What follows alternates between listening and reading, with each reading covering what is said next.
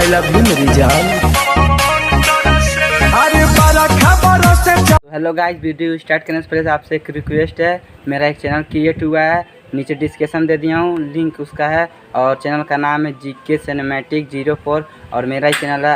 ज़्यादा दिन क्रिएट के और ज़्यादा ना कुछ के वीडियो को स्टार्ट करते हैं, प्लीज़ उसको जाकर चैनल को सब्सक्राइब करते हैं और वीडियो को वॉच करते हैं। थैंक्स। वीडियो को स्टार्ट करते हैं। आई लव यू मेरी जान। अरे बड़ा खबर से चाहे बम बरसे, देखे खाती कहारा के मन तरसे, कब छुट्टी नया बात ये जानू। ऐसा चुमावा के धोइले बड़ा लात ये जानू, घरे आई जाला बुनी में भी जात ये जानू। ऐसा चुमावा के धोइले बड़ा लात ये जानू, घरे आई लव यू मेरी जान।